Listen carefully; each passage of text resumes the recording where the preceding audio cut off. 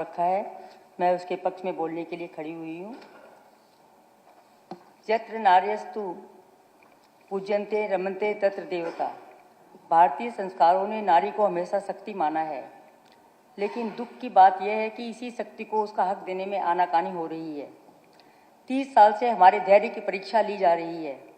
पर याद रहे, सदन में बहुमत भले ही न हो मिला हो, देश की महिलाओं के हौसले और बुलंद हुए हैं और हम अपना ये अधिकार लेकर ही रहेंगे। माननीय अध्यक्ष जी, प्रधानमंत्री श्री नरेंद्र मोदी जी जानते थे कि उनके पास जरूरी बहुमत नहीं है, फिर भी उन्होंने यह साहसिक कदम उठाया।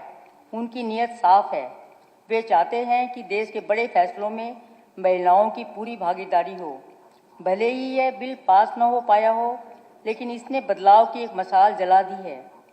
यह सिर्फ हार जीत की बात नहीं, बल्कि हमारे समाज की सोच और नीयत की परीक्षा है। हमें गर्व है कि हरियाणा ने हमेशा देश को राह दिखाई है। हमारे प्रदेश में पंचायतों और नगर निकायों में महिलाओं को 50% आरक्षण प्राप्त है। आज हम गर्व से कह सकते हैं कि जब से प्रदेश की बेटियों बहनों ने गांवों और शहरों की कमान संभाली है, विकास की गति कई गुना बढ़ गई है। जो नारी परिवार और घर को कुशलता से चला सकती है, वह सदन और शासन को भी उतनी ही निपुणता से चला सकती है।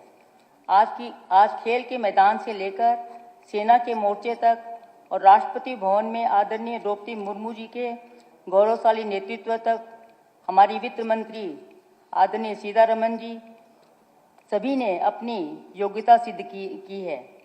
व्यापार जगत में भी फाल्गुनी नायर और किरण मजूमदार शॉ जैसी हस्तियों ने साबित किया है कि अवसर मिले तो महिलाएं आसमान छू सकती हैं। अध्यक्ष महोदय, आज जो लोग इस ऐतिहासिक संशोधन का विरोध कर रहे हैं, वे देश की नारी शक्ति की आकांक्षाओं के विपरीत खड़े हैं। वे महिलाओं के उस अधिकार को रोकना चाहते हैं जो उन्हें बहुत पहले मिल जाना चाहिए था।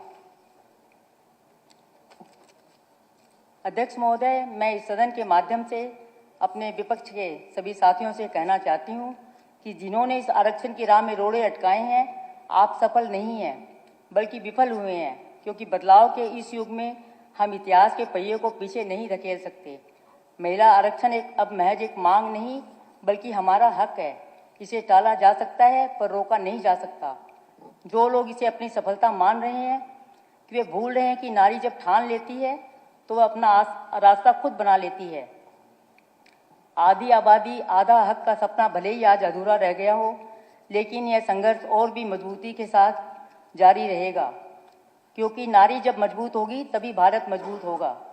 मैं इस सदन से आग्रह करती हूँ कि हम सब मिलकर इस प्रस्ताव का सर्वसम्मति से समर्थन करें और एक सशक्त संदेश दें कि हरियाणा की विधानसभा महिलाओं के अधिकारों, उनके सम्मान और उनके सशक्त भविष्य के लिए पूरी तरह से प्रतिबद्ध है। इसी भावना के साथ मैं इस